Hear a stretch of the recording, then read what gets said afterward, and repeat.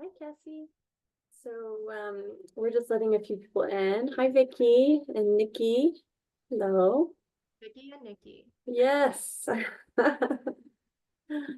So we'll just wait a couple minutes for others to join. Oh, we have someone else here. Nikita is joining. How's everybody's skin doing today?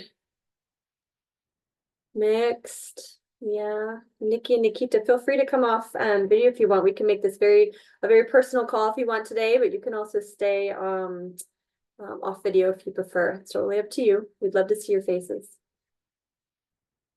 Hi, nice to see you. How's your skin today?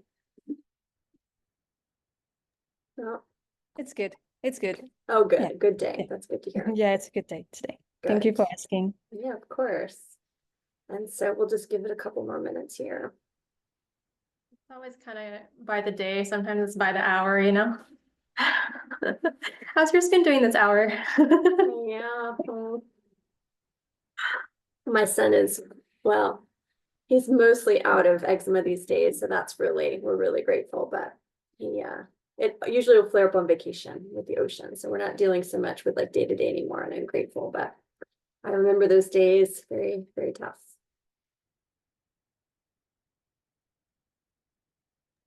Well, it's good to see you all. Thank you so much for joining us. Yeah. Yeah, and it's exciting. Today's the first day of Eczema Awareness Month, so we're excited for that. There's gonna be a lot of stuff in the eczema community over the next month. I know National Eczema Association is doing a lot of community work, so that'll be really fun to see what they've got going on too. So we'll start off our awareness month with Cassie today. So Jennifer, do you want to wait a couple more minutes or you think I guess we can go ahead and start. So yeah, I'm Jennifer Roberge, the founder of the Eczema Company, and I asked Cassie to join us today because she has gone down a very interesting path with energy healing work that I thought would be really interesting. We love to support holistic healing at the Eczema Company, and I think what she's doing is super interesting and something that most people are not aware of. So I wanted to bring some light to that, and she was gracious enough to join us today and kind of teach us all about the path that she's taken and where she is now, and then teach us a little bit about what she does, which is very interesting. And so I'll hand it over to Cassie. all right. Hi, everyone. Thank you so much for, showing up. And it's actually really nice that we have an intimate group because at least like here on the live, because it fosters just like it can foster a different kind of conversation, and it has just like a little more personal feeling to it. So Jennifer already introduced me. My name's Cassie. I am a registered nurse, and I am also a longtime eczema warrior. And I've gone through topical steroid withdrawal for many years. It really started for me in 2017, so about 7 years now. And I'm really on the tail end of it, but I wanted to share just a lot about my story and how I came to kind of energy healing and was opened up to that realm and how much it benefited me in just the long-term journey and continues to do so moving forward. And not just in my physical skin, but it's kind of like it started with my physical skin, and the whole skin healing journey really opened me up to all of the things that the physical skin brings up for you. Like as a lot of you probably know, it can be a very emotional journey. It can be an emotional path. It can be one that can be really stressful at times. It can be one that really feels like a roller coaster sometimes from hour to hour.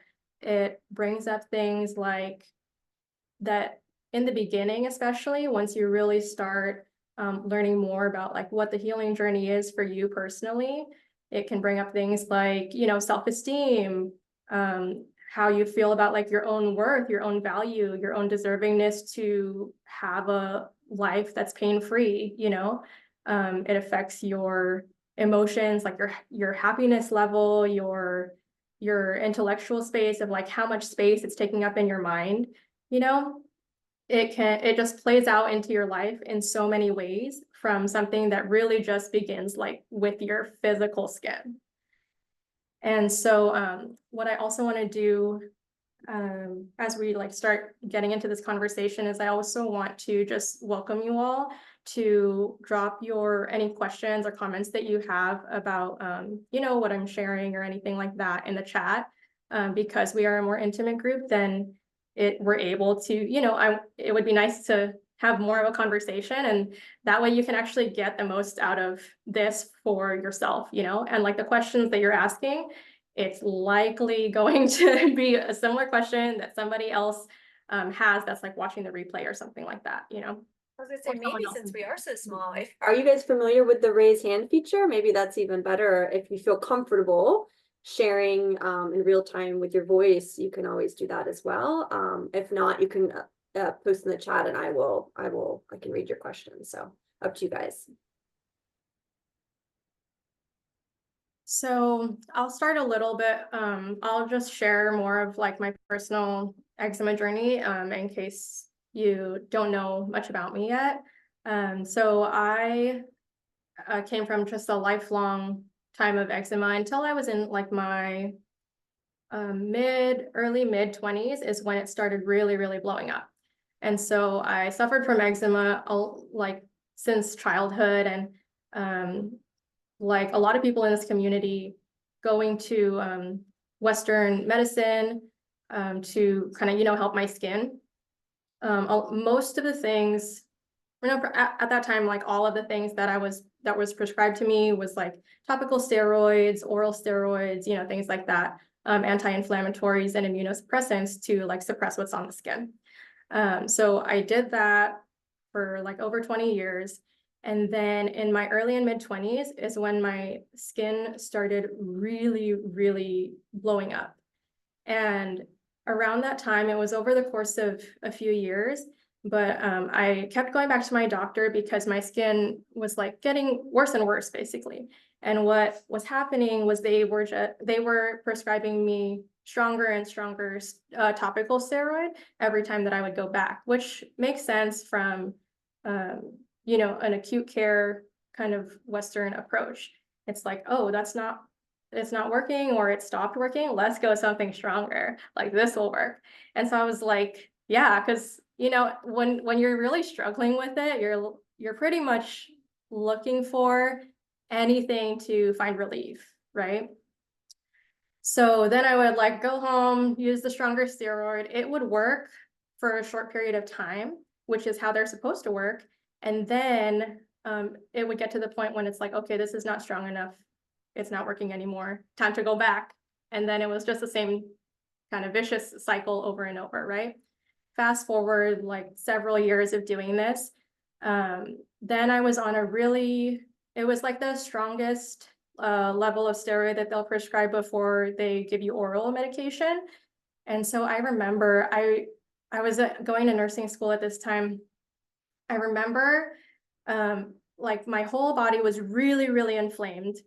And then I was putting this steroid on my skin and it would go away like instantly, like the next day, and it would look clear. And then maybe like the next day after that, then it would be back with a vengeance, right? And then so I think I did it maybe only one more time. And the feeling of putting it on my skin was it just felt so incongruent, and like I had this internal feeling of like, this is not right for something so like so big and so painful, and that's really manifesting in its physical way, to go away like that. It just didn't feel right. It didn't feel good. Not that any of it really felt good along the way, but it was like a light bulb moment of like really feeling it in my physical body, like this is not right. Like I'm not on the right path. This is not feeling like my body is telling me like a big stop sign, like no, like revert, do something. We need to change the path. And then I'm pretty sure it was in that moment is when I decided to just like, I can't do topical steroids anymore. So at that time, my sister was also having like a really intense eczema breakout on the palms of her hands, and she had never had eczema in her life. And so it was like really, really intense. It was really extreme. And I was always like the eczema sibling, you know, my two sisters, they never really were challenged with it. And I was just like, oh yeah, she has eczema. She's the one. So then my older sister, all of a sudden she broke out into like really severe eczema on the palms of her hands. And because it was so, it's like a high touch area, you know, it's very difficult to do anything if you can't use the palms of your hands. So because it was in a place that she could, like she needed to have a big change to help heal it or help cure it fast, then she turned to Chinese medicine at that time for herself. And so I was just over here, you know, having my own experience, the steroids, you know, whatever's going on. And then I'm like hearing about her experience. I'm kind of watching her, and what she decided to go the traditional Chinese medicine route with like herbal tea and things like that, working with an herbalist and a doctor of Chinese medicine. And that was really my first opening to even realizing that there are other avenues that are not the Western conventional route to heal anything. Of course, like I probably, you know, it was somewhere in my sphere, in my world that I was hearing about, but like that was the big turning point for me. That was like kind of, it was very eye-opening, and it was kind of like opening a door, and it was kind of like saying, hey girl, like there's actually other ways.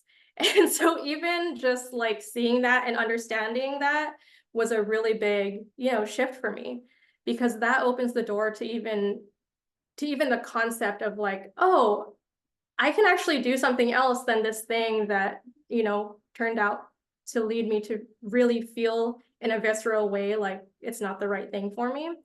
And so even just like that door opening and introducing the concept in my mind to like there's different paths was really a big shift.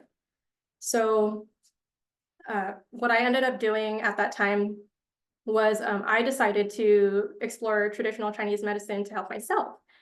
And I worked with an herbalist for maybe about a year, and I did oral tea of traditional Chinese medicine, and that is actually what I feel like kicked me into what we call now topical steroid withdrawal. And so if you're not familiar with TSW, is what we also call it.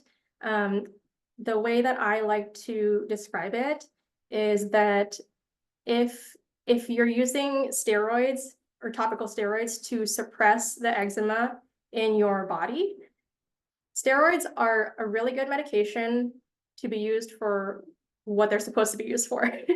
They actually are an anti-inflammatory and an immunosuppressant. So if you're trying to do those things, it does a really, really good job. And I also work as a nurse in a hospital, and we use steroids all the time for those two reasons, and it's excellent. You know, it's meant to be used like for a short term. It's meant to be used for just a very targeted response, you know? So if you're using it for that reason, it's great. It does the job. But if you're using it for like a chronic condition, then what you're really doing is you're continuously, it works in the anti-inflammatory aspect, which is why when I would apply it to my skin, then it would go away like that. But it's also suppressing it. So you can, this is also now introducing like the approach from the Chinese medicine perspective of TSW and eczema. So using an immunosuppressant is kind of like you're suppressing it back into your body, you know, like you're just pushing it down. Not even like putting a Band-Aid over it, like you're just pushing it down deeper within you. It's not going away. And so the way that Chinese medicine approaches it is like the total opposite of, instead of suppressing it, like we need to get it out. We need it to exit the physical body through, there's a lot of ways that we can excrete things, you know, through our kidneys, through our liver, when we like excrete waste, and also through our skin barrier.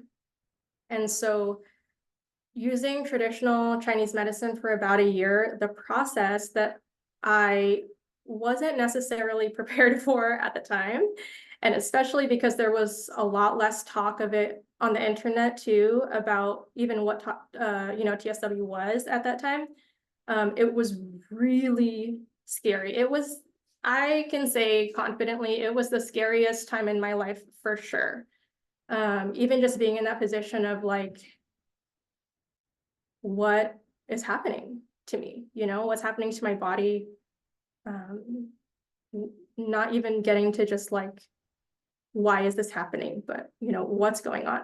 Did the doctor prepare you like at all that you were going to detox so heavily that it could kick into something severe like that? Did they have any idea like you were prepared or no?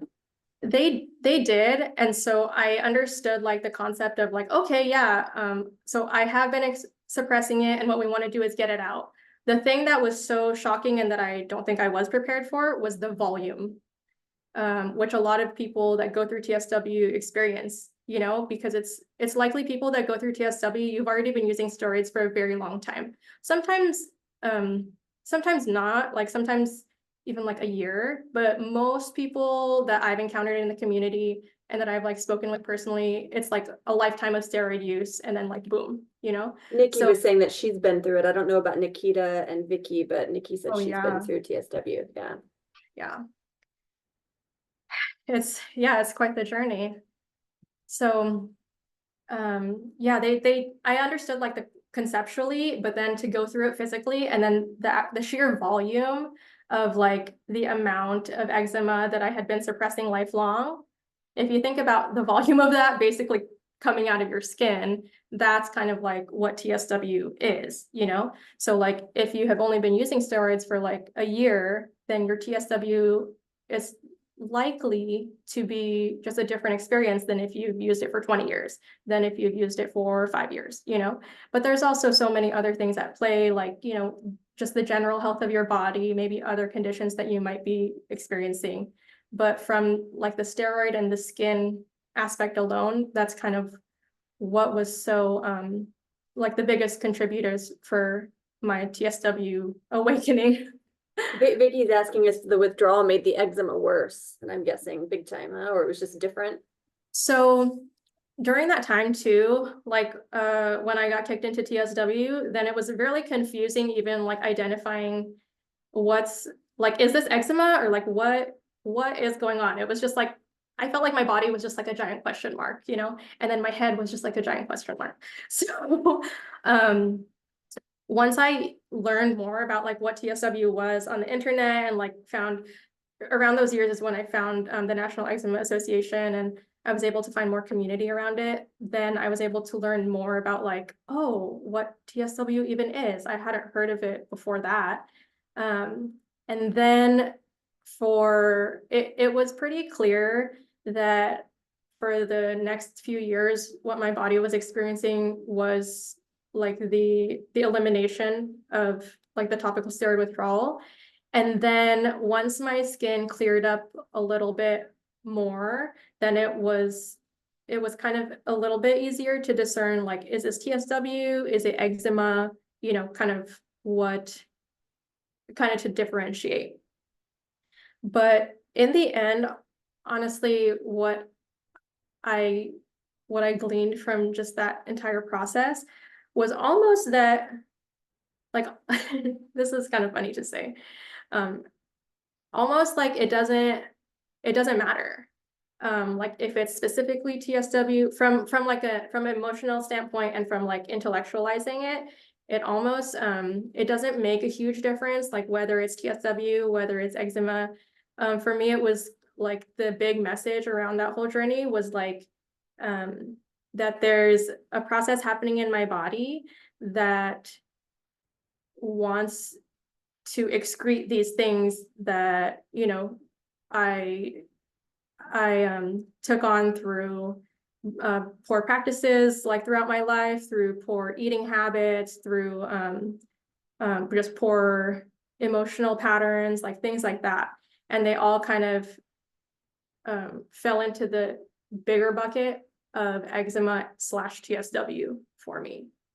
I'm going to add too, that's interesting that you asked that question, Vicky, because have you guys heard of ITSAN, which is I don't remember exactly what it stands for, but it's a nonprofit dedicated to the research of topical steroid addiction and withdrawal. And this new study that's been done, it was specifically about, is red skin syndrome and the withdrawal process, is it actually eczema? And so like they looked at the skin of people that were going through withdrawal and the skin of like an eczema patient that was not in withdrawal, was just everyday kind of symptoms. And I believe I have to go on, maybe we can find her, I can share it afterwards, but I believe that they noticed that it was quite different.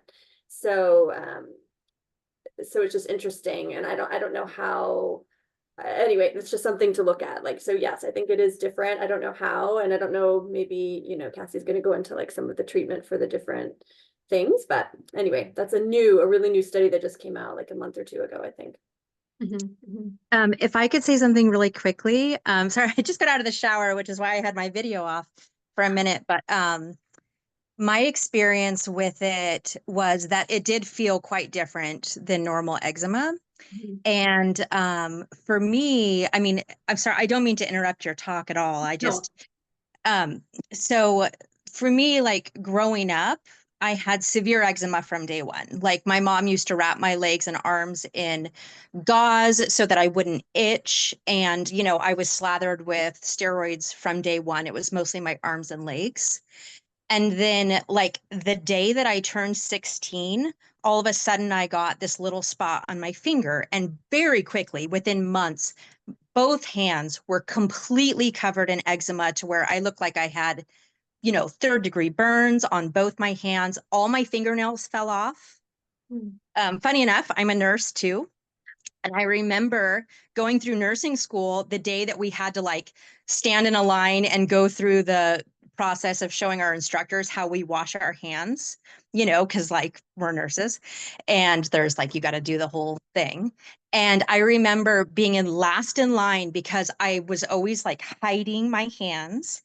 And by the time I got to the front, I had worked myself up about it so much, I just started bawling. And she's like, "What's wrong?" And I showed her my hands and I'm like, "I don't think I can be a nurse. I can't work with people. Like, look at my hands." And it was so emotional. And she was very sweet. "Oh, it's okay, honey. You can still be a nurse," but I would always wear gloves and like kind of hide it. And then, and still using steroids, stronger and stronger steroids. When I had my daughter, it was postpartum. And, for you that have had children, like your body goes kind of haywire. And so to compound my arm and leg and hand eczema, all of a sudden it started on my face. And it made me so self-conscious, and I was using stronger and stronger steroids to keep it at bay. And I finally got a point to where it wasn't helping anymore. It was only keeping it where it was. And if I didn't use steroids for one day, it would crazily break out. So like you, I'm like, this is not the way, right? And so I just stopped cold turkey. And it did take me probably a year of TSW. I remember covering all the mirrors in my house because I did not want to look at myself. It was like such a hard time. But I'm sure you'll get into it. But like what I did find a lot in the end of what really did help me was more just working on myself energetically. So I'm sorry, I'll let you go into it. But the whole point of the question was, I definitely noticed a difference. The steroid withdrawal was much hotter and more inflamed, whereas the eczema is more itchy and weepy and raw, for me at least. Yeah, totally. Thank you. Yeah, thank you, Nikki, for sharing that. And I do just want to say I totally had the same experience with the nursing school and like the becoming the nurse, the gloves, kind of hiding it, and the same challenges of like, how can I take care of somebody when like kind of look at me, at that time. I feel you. So I think going off those 2 points, yeah, then I guess let me clarify too. So they are definitely different. And it's also it is important to know, because if they're different, then you would treat them differently. Like with how you're treating your like physical skin, you know, you would apply different things, you would do different processes physically because they're different conditions, they're different disease processes. So, but the thing that kind of was common, that even both of them happening, whichever it was, whether it was the TSW happening or whether it was the eczema happening at that time, they all led like toward the same result, or down the same path. And like they both, even if they're traveling parallel to one another or one more than the other, they both like uncovered really big things for me that were non-physical, that I was able to discover through like both of those things happening, whether it was one or the other. And then that's kind of getting into like the energy piece, more familiarly, like the emotional piece, the mindset piece around it. That Nikki was mentioning, like that's really what the eczema and TSW journey really led me down. It was able to, like, it was manifesting physically on my skin, but really it uncovered so much more that was available for me to heal because of my skin. And that was like all of the, you know, navigating the emotions that come with it, really learning to work and build up my self-esteem, you know, working on courage, working on understanding like my intrinsic value, and even like when you're really at the lowest time of your skin healing, you know, the really difficult times, those are really vital things that you can work on, that you might not see it right then and there, like as fast as a topical steroid will show you the result. But it's like so much that becomes available to you on the journey of healing your skin, that like if you continuously keep working those things, then further down the path, further down the journey, then you're able to see with clarity and hindsight, like, wow, how helpful and how beneficial that actually was to my overall being. Because even though, you know, we do live in the physical world, your skin is so, it's close to you, it's your body. You know, we live in physical bodies, but we are more than just the physical body. We're the emotional body, we're the intellectual body. And then there's an entire energetic body that is also surrounding us and encompassing all of those pieces of us, that it's like addressing all of those one by one individually and also like as a whole really, really allows you to just continue your healing journey in the most integrated way possible. And what that looks like is like when you're able to integrate all those things, it looks like not being as triggered with like from itch as you were before, when maybe your only focus was the physical, when your only targeted focus was the skin itself. Of course, it's really important, and it usually is like, it's kind of like if you are familiar with Maslow's hierarchy of needs, safety and security is on the very bottom. It's also equivalent to like our physical body. And then once you can kind of wrap your head around, you know, how to deal with the physical healing part of it, then you can open yourself up more to like the emotional healing portion of it, or the intellectual portion of healing, you know, continuing to heal your skin. And then the energetic body, I like to call it, is what really encompasses all of those parts of us, so that you can overall have a better experience and better relationship with healing the physical. So I hope that made sense.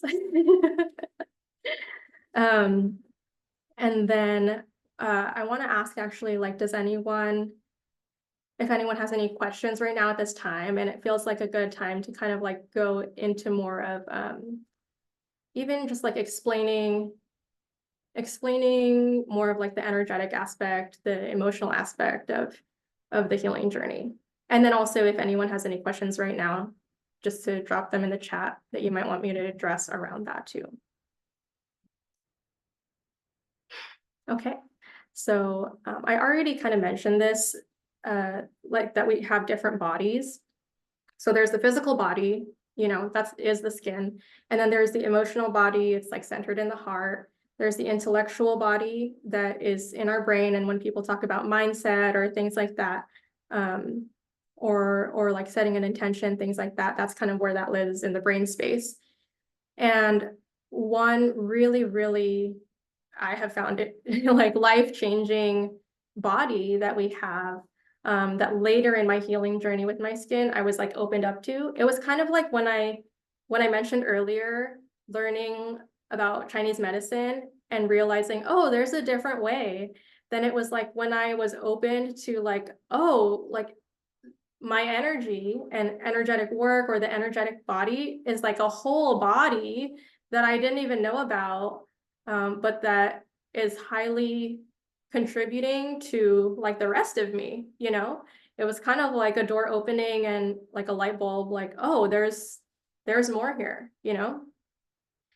So I want to talk about just like really, really simple and easy things that you can do, and just like for yourself and your own healing journey, just to even like open up new concepts and like ideas of like ways to heal, that can be really beneficial for, you know, your overall path toward healing, path toward health, whether it's your skin or even other, you know, parts of yourself.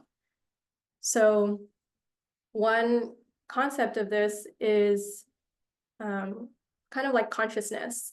So we all have like our own consciousness. It's in our brain, it's our mind, you know, it's what we think. A lot of people aren't familiar with the concept that the physical body itself also has like its own consciousness. And as a whole person, you're fully integrated, so it is part of you, but also your physical body has its own feelings, has its own kind of, I wouldn't call it mind, but like has its own consciousness. So the best way to make sense of this is that kind of like the idea or the practice of talking to your body. And it's like a super, super simple practice that is really effective.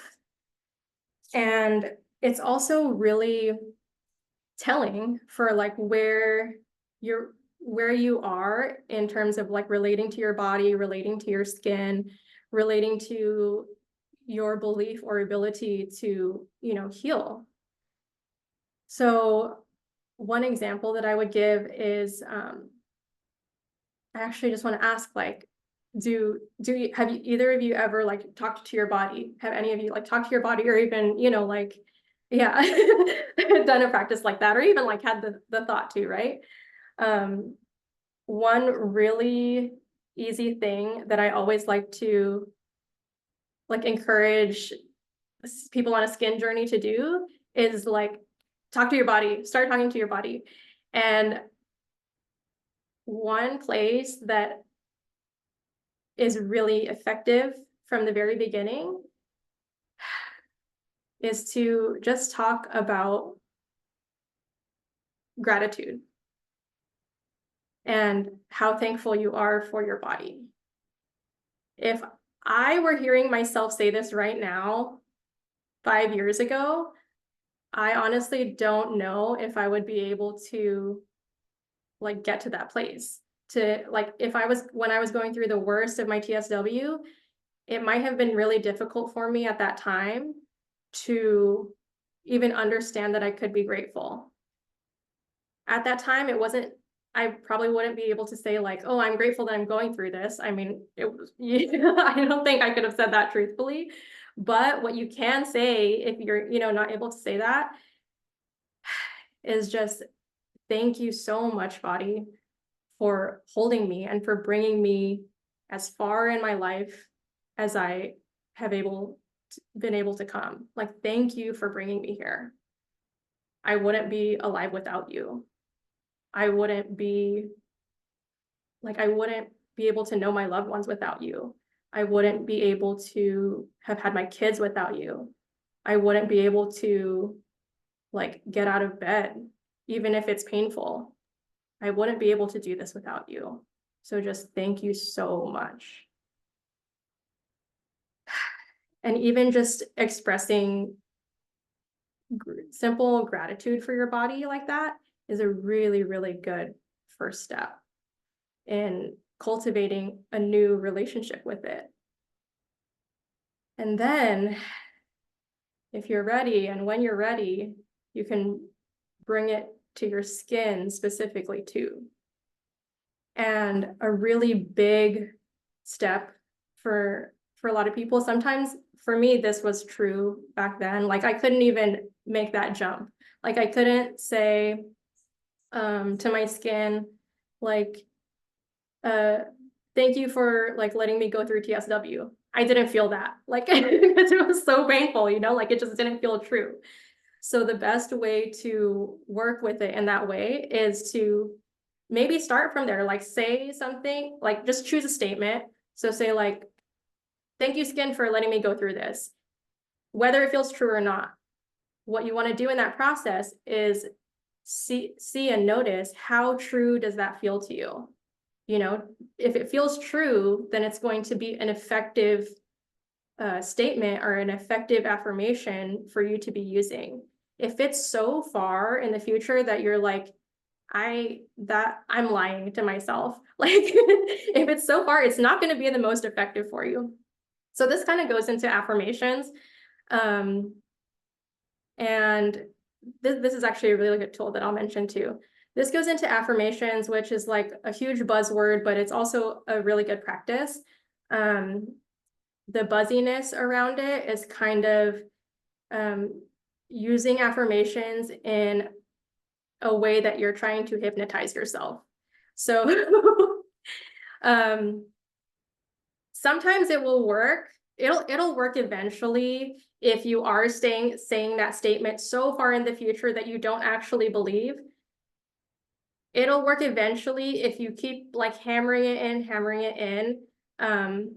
It'll maybe work in like, it could take 100 years, but it will work along the lines of like you're hypnotizing yourself to believe that, and then you'll get there. So that's one way that you can use affirmations.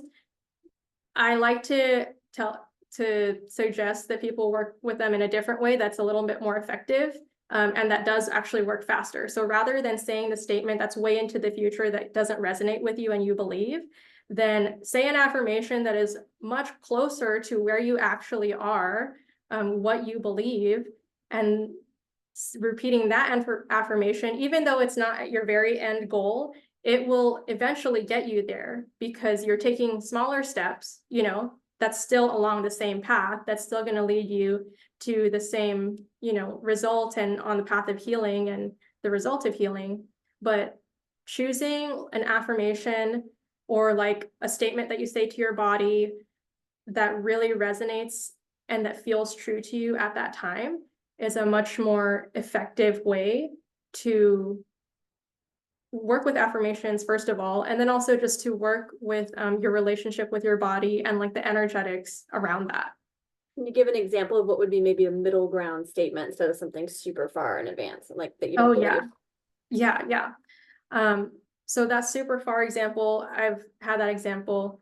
I'm going to give an example first of the other end of the spectrum and then kind of a middle ground, because I've also been here on this end of the spectrum. This was when I was like at the worst of my TSW, was really suffering a lot. And so what I needed to change my affirmation to at that time was, I can get out of bed. And I trust in my body that it will get me out of this bed. You know, I can stand up and I can do my skincare. I knew it would be challenging, but like in that moment, that's what resonated. It was far enough into the future that it was obviously a step forward, but it was a really, really baby step, you know, but it still got me out of bed. I could visualize myself going to the bathroom and brushing my teeth, as like painful and as much as suffering that I was going through at that time. But it was an affirmation that resonated versus imagine if I was sitting in that bed and I'm like, I see myself fully healed. Like that just would have stressed me out way more than like just taking what resonated in the moment. A middle ground one that I've used a lot is getting to the point of trusting that I would heal. So when I was here on the spectrum, I didn't trust that I could heal. I didn't believe that I could heal, but I said the affirmation enough every morning of like, I can get out of bed. I trust my body to get me out of bed. Like, thank you, body, for getting me out of bed. I said those little affirmations enough that eventually I actually was able to say like, wow, I can heal from this. Like, I can actually see a life. I don't know what it looks like, but I actually can see a life that I'm not going through this anymore. You know, I can see a life where my skin doesn't take up 99% of my thoughts every day, you know, and I didn't know what it would look like. But the idea that I could actually get there one day, however far or near in the future it was, it resonated. And so then at that time, that's what I focused on. And it wasn't a huge step. And the reason it was so effective was because I believed it, even just a tiny bit at that time.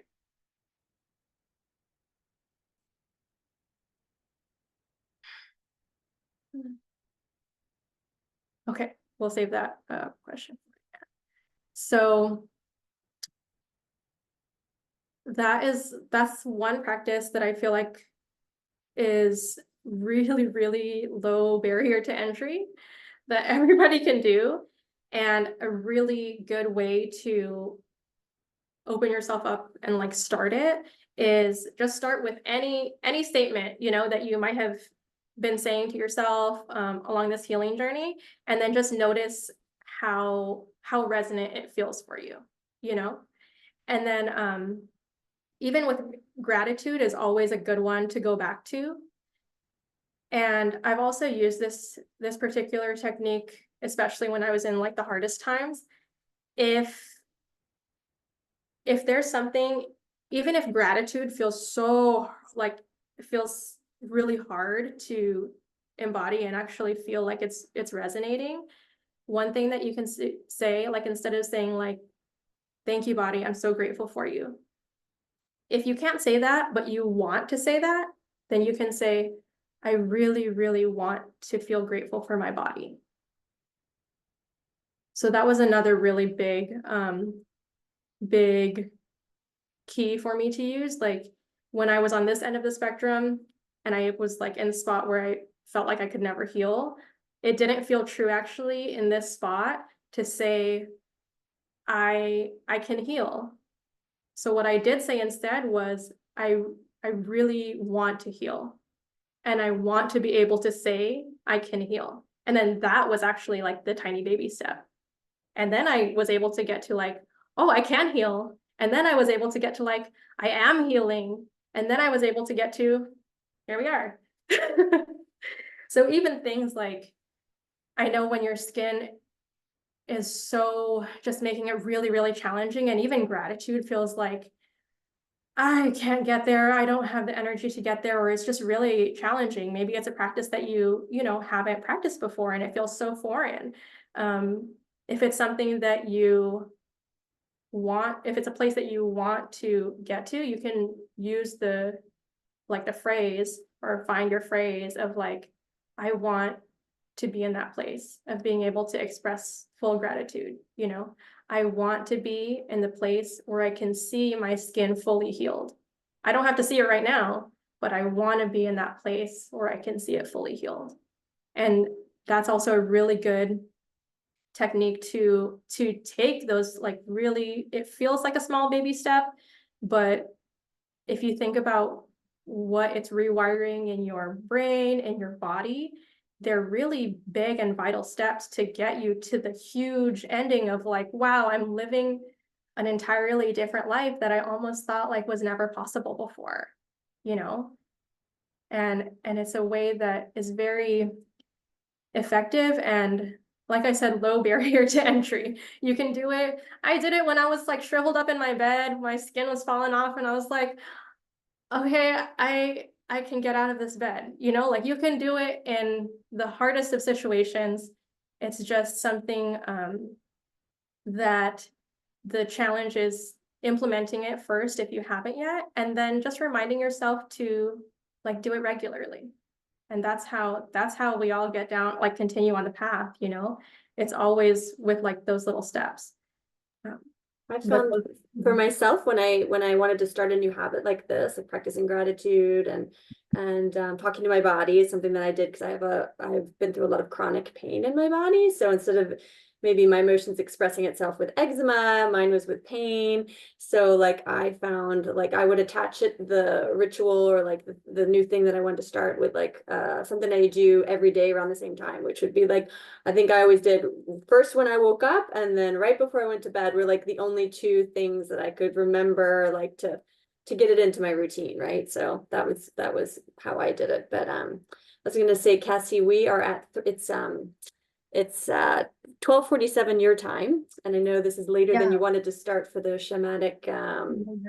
Yeah, so I don't want to rush you, but I know we're all super curious to see kind of what a little like little session is like with you. So yeah, there's so before we move into that, I'll just answer this question really quick about what did the Chinese doctor treat me with, and did he give me anything to control the eczema while going through withdrawal? It was a blend of, it felt like 100 herbs, so I wouldn't be able to name all of those herbs. But it was oral and it was a tea. I actually wasn't putting anything topical on my skin from like the Chinese medicine aspect, although there are a lot of things available. And what I do want to point out about that is just if for anybody that might happen to go like the Chinese medicine route, if there are topical things, then to because they use different plants like in that part of the world, then to look at what that plant actually is. Because for example, there are still plants out there that also act as like immunosuppressants. So it's like if you're not taking a steroid because you don't want to immunosuppress, then you also don't really want to take a plant either. That's just going to do the same thing. So that's just something that I want to point out of just like gaining gaining the knowledge of like, even though it's a different method, there's still make sure you're educated around, your particular. And I will add, I know, I think it's Diana Ehrman. We used to sell, she makes topical Chinese medicine treatments that we used to sell. They got to be really expensive, and so we discontinued them. But she has a program. I think she started getting really more into like treating orally with herbs, and I'm pretty she can do meetings with her virtually. So I just dropped her information there. But she's a traditional Chinese medicine doctor of dermatology. So she specifically works with the skin. So she could be interesting. If anybody's interested in that, I just dropped in the chat. It's CMD Skin Solutions. Yeah. Cool. Okay, so with our remaining time, then let's actually we'll do it kind of like a guided meditation style. And this kind of goes back to what we were just talking about when I was like talking about affirmations and saying, depending on what the statement is, what you want to do is notice how resonant it feels with you. So that's something that I want to just suggest as we move through this meditation. It'll be a grounding meditation, and what you want to notice is how your body or your emotions or your mind feel as you're going through this.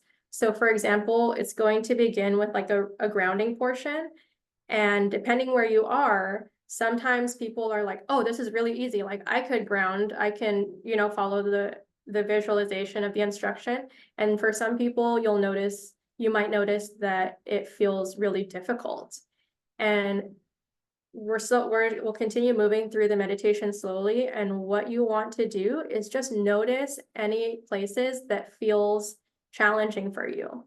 And whatever those places are is where you want to look to know that that's your next step. Like that's the next piece for you to work on in order to be able to do the full grounding really, really easily, you know, even outside of this meditation. So it's kind of follows the same form as the affirmation thing. Like if it doesn't feel resonant, or if it feels really like a stretch, that's just pointing for you like, oh, that feels really far. So what do I need to do here? And it'll help guide you to what is the next biggest, lowest hanging piece of fruit for you in your continuing journey. Yeah. Okay, so, and I want to just give you permission to go off video for this if you want, but you're totally welcome to stay on video as well. So go ahead and just take a few deep breaths on your own.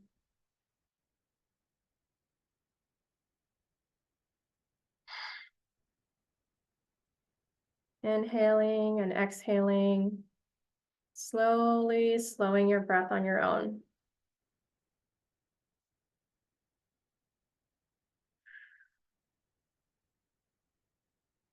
Really sink into your physical space where you are right now. Allow your physical body to fully relax.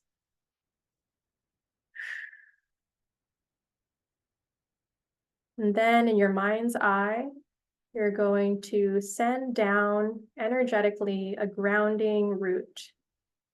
And it's going to extend down from the base of your spine, deep down into the earth. And you can imagine it like a big main root of a big tree.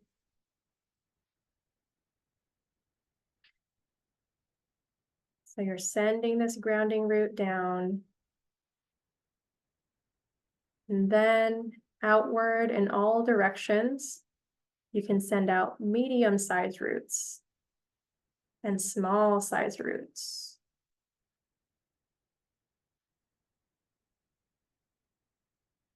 And this is one example of just noticing how easy does it feel for you to send out and create this entire root system grounded into the earth. Notice if it feels challenging, or if your body is allowing you to visualize it with ease.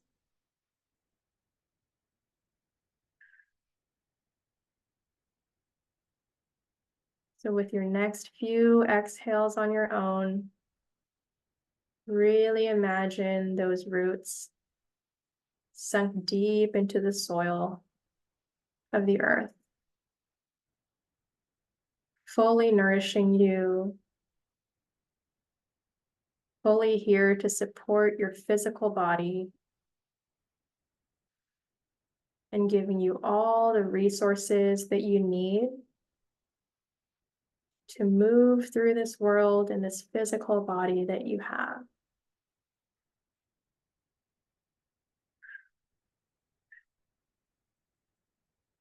Then you'll slowly bring your attention up through your body, through your heart, and all the way to the top of your head.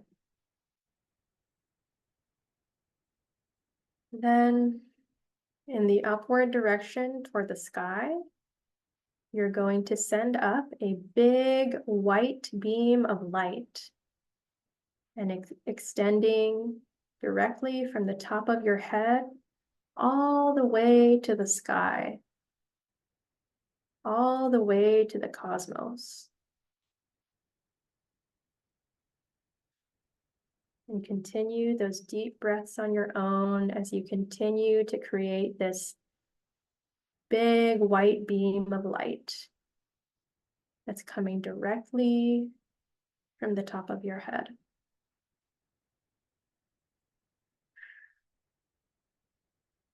You can notice and feel in your body how easy or challenging it is to send up this big white beam of light. how dim or bright it is for you at this time. And notice how far up you can let it extend. If you can, you want it to shine and extend all the way to the heavens, to the cosmos. And it's going to connect you directly with the sun.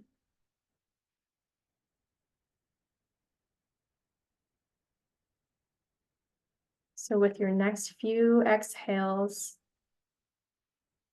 you can focus and feel this connection with the sun directly.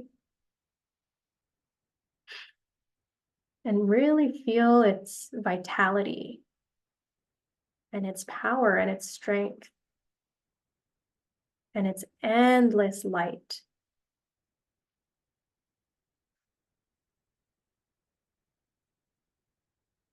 And as you're feeling into this connection, then just as the earth and the soil underneath you is here supporting you, know that the sun is also always here supporting you, ready to fill you with vitality and life and health.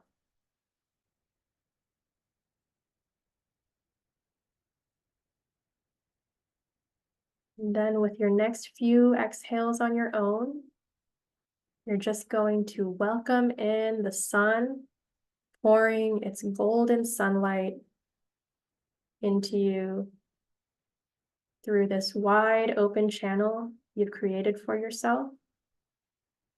And it's going to fill up your entire body up with light.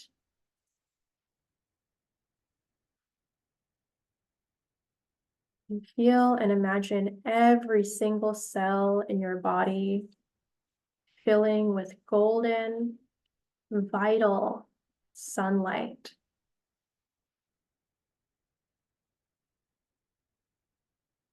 You might notice areas of your body that readily fill up. You might notice areas that feel how foreign it might be. And we just want to give your physical body full permission to receive this golden healing sunlight in every cell of your body.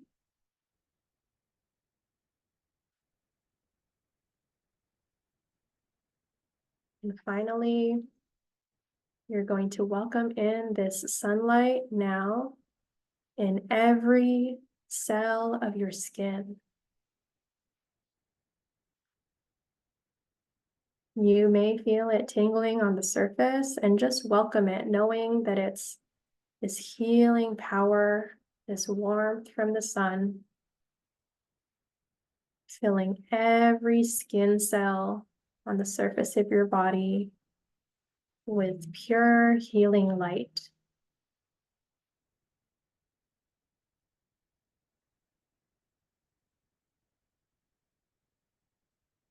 And then lastly, with your next few exhales on your own, you're going to let every cell in your body fully relax, creating lots of space between every cell.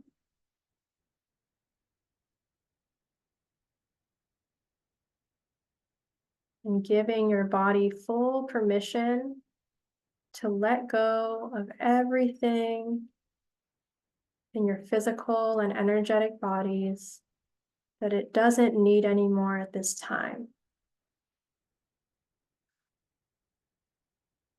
Returning all of that energy back to the earth to recycle, or letting it flow out of your body and back up to the sun.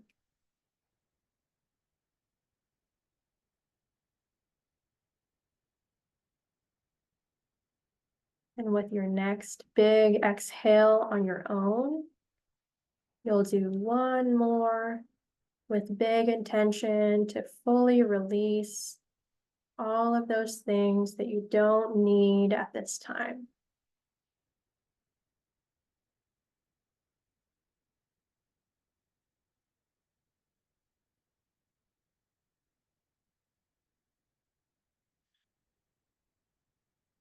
And then before we return back to the room, in this really special place with your body, we just want to say thank you. Thank you so much, body, for bringing me here. Thank you so much, body, for showing me the places that healing is really available to me. Thank you so much, heart, for holding me through this journey.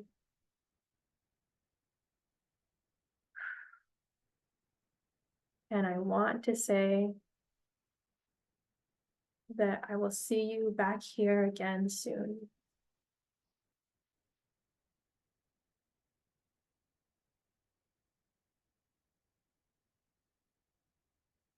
So then you can start listening to the sounds in the room that you're in and feeling the seat beneath you supporting you.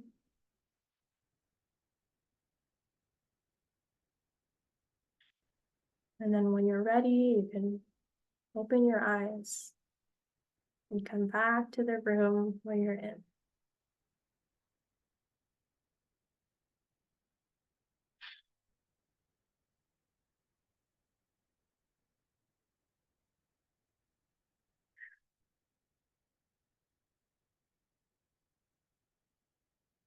Just notice how you feel right now in this moment after doing that really quick practice, and how your body feels, how your chest might feel.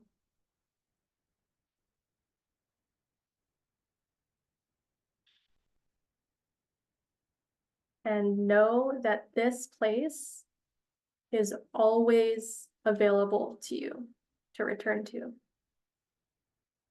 Yeah.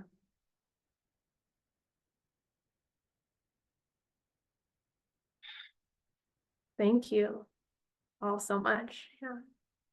Thank you.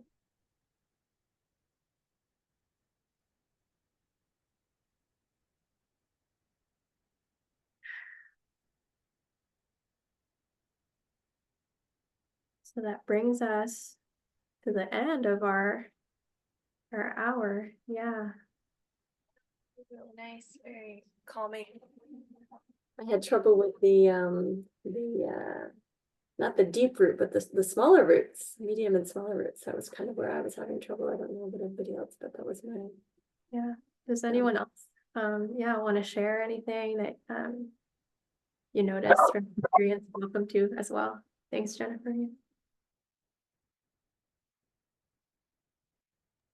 I have to let my child in. I was gonna say, maybe you can explain just quickly. I know we're over time, but what, so we didn't go into really what shamanic work is, or like how so it's this, but I'm sure it's more too. Maybe you can just explain quickly at the end here.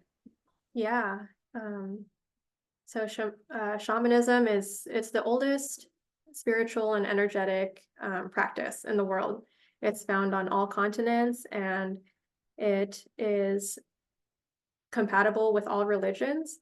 And what it really is connecting with the natural world, connecting with practices like we just did of grounding, connecting with the earth, connecting with, things that we actually encounter every day. And through that connection, we're able to utilize those things as tools to help us here in our physical realm, which kind of, you probably felt and were able to feel in your body, like just through that short meditation. And it's also something that everyone has access to, you know. One of the most important parts of that meditation was probably to take away that you can always return back to that place. And it doesn't take much to get there.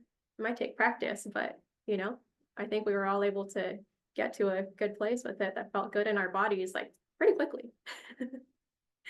So it's really just honing those practices and finding the practice that resonates with you at that time. And so how do you work with people? Like, what does that look like if you work with a practitioner rather than doing it on your own? It's a lot more helpful and easier to have guidance, and just the facilitation. So even people like me that do energy work for people or that do remote shamanic sessions, I can clean myself off, but also it's a lot easier to get to certain spots when you don't have to do any of the holding yourself, you know, when you can just fully be in the space of relaxation and receiving. It really helps your body to like receive fully everything because you don't have to be in a space of holding. One thing that I've done in the past before I started, or even along the lines of when I was working with healers on my own, was what I tried was I actually would record guided meditations of myself, and I would listen to them, but then they would change maybe like on a weekly basis based on like where I was at in my healing journey and the things that I knew that I needed to hear like at that time. So for example, like specific things about my skin or like areas on my body, like visualizations about certain areas of my body, I would actually record my own meditations and then I would listen to them so that then the recording was doing the holding and then I could fully relax. Yeah. That's super interesting. Thank you for sharing that. That was really, really, really relaxing and very nice and calming, and I like very interesting. So thank you for sharing that with us so much today. Yeah, of course. Thank you all so much for participating. Yeah, thank you. Anybody have any final questions or comments or anything before we go? No. Thank you very much, Cassie, for being here with us today. Really, really appreciate it. It was really empowering, a very good information in the session. So thank you. Thank you all so much. Thank you. Thank you for joining and thanks for your connection. Thank you, Cassie. Bye.